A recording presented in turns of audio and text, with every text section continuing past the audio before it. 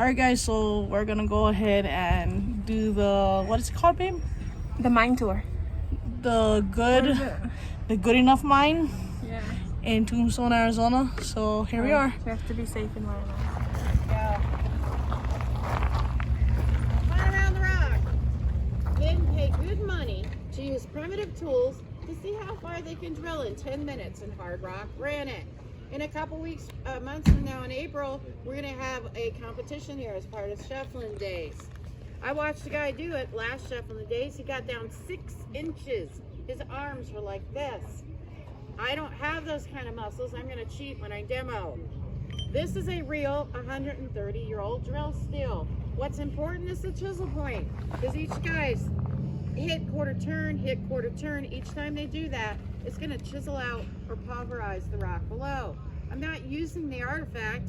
I am using a well-used one. I am using a 4-pound sledge. That's what these guys would use.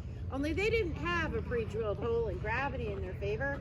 They were going wherever the silver took them, which is why our mine looks like Swiss cheese. So for 10 hours a day, this is what these guys would do. Hit quarter turn, 10 hours a day. And any given day, there were 50 guys in this mine. 20 of them drillers, 20 of them muckers. Those are the guys that carry the ore. They're on their backs in burlap sacks or putting it in ore carts like that one.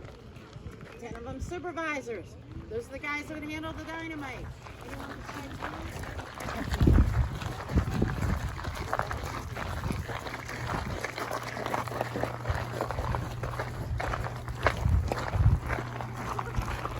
Oh, you see him right there?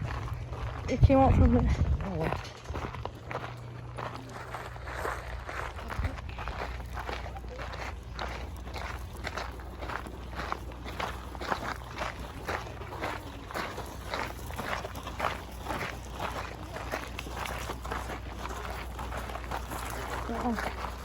It's really close, right? Wow.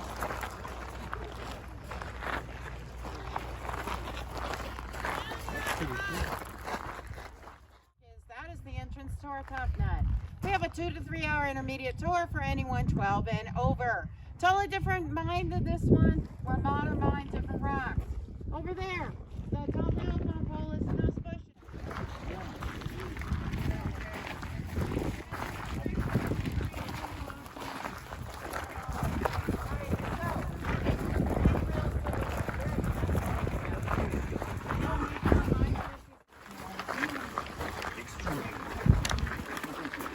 Here we go.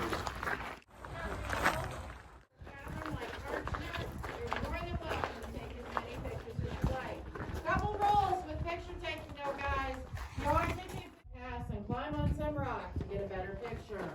Please stay on the pathways. Now on the way to period of time, we're going to go over a lot of history.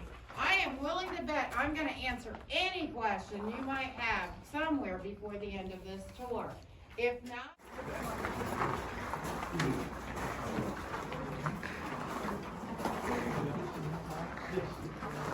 This is all from back in the day, guys. This has never been touched. Real, live, baby.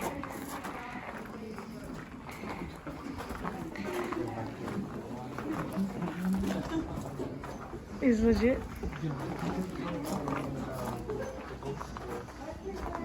Oh yeah, you're right. We're going down 100 feet.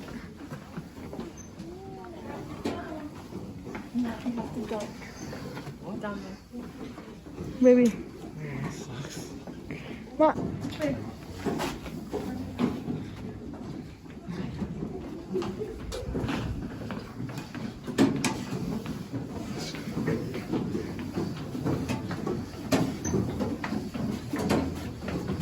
Am I touching this?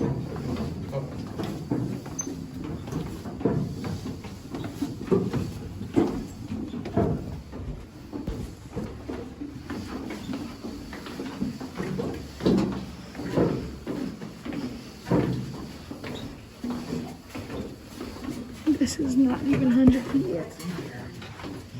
Sure. all right, everybody's off the stairs back there, sir, you need that face covering up. Or I will send you back up to the top, okay? Sorry about that. Sorry. Right here. We have over 500 miles of tunnel underneath Tombstone. 320 miles documented, 280 and all the way out into the desert. Another part of this trip, well, it's going to veer off and go up underneath the Crystal Palace Saloon. Go figure in the 1960s.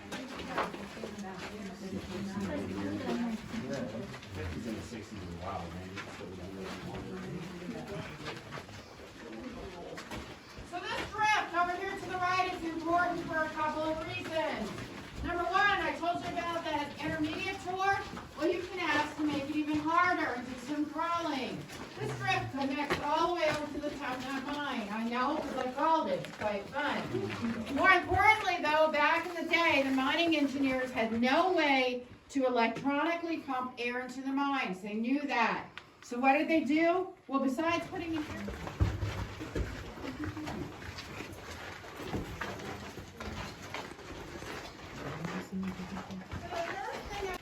this was solid rock. So everything you see not here is because of a miner.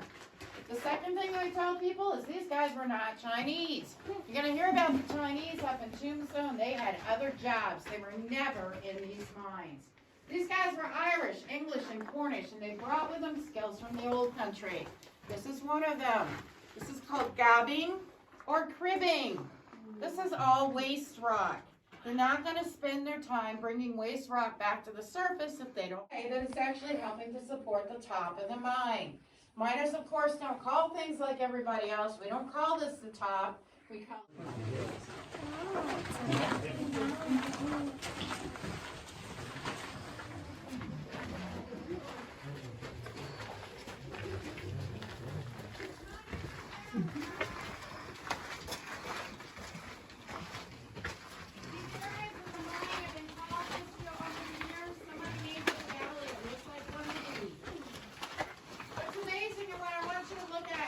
That's all lit up that I'm pointing at. That is the bottom of an ancient ocean or seabed. Just like at the bottom of the Grand Canyon. Go figure, we got it right here in Tombstone. Scientists are a whole lot smarter than me figured this out because they found the fossils. All different kinds of rocks in here, guys, but what I really need you to notice is this big, huge crack. This crack is called a fissure. It's not a fault line. A fault line's between two tectonic plates. Of course, miners don't call these things rooms. We call them stopes. And that was before they had to fill it in. That is about all they got in one blast. Remember I said the dynamite was not that strong, which makes this even more amazing. In just a moment, I will be shutting the lights off.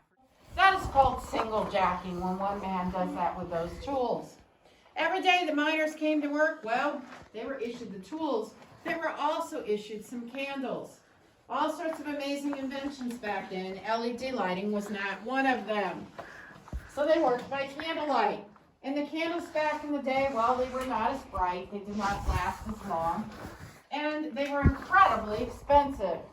Matches were cheap, but candles were expensive because they were made out of animal fat. Because they were so expensive and the mine owners were stingy, the miners were only given 3 candles. Now you're down here for 10 hours a day. You're giving 3 candles that last 2 hours each. Y'all see a problem with that? Okay, these guys learned how to work in the dark. So in the case of the driller, the supervisor would say, put your pick in the wall, light the candle, get your drill still set because you're going to be here for a while, and then blow out the light.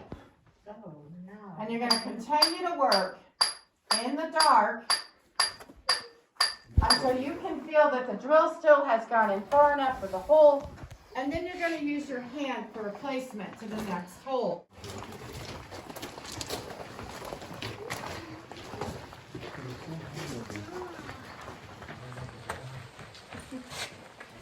And right up here above your head, that is the high-grade silver ore, that shiny black.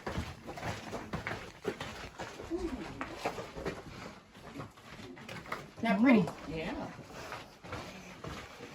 That's the high-grade ore.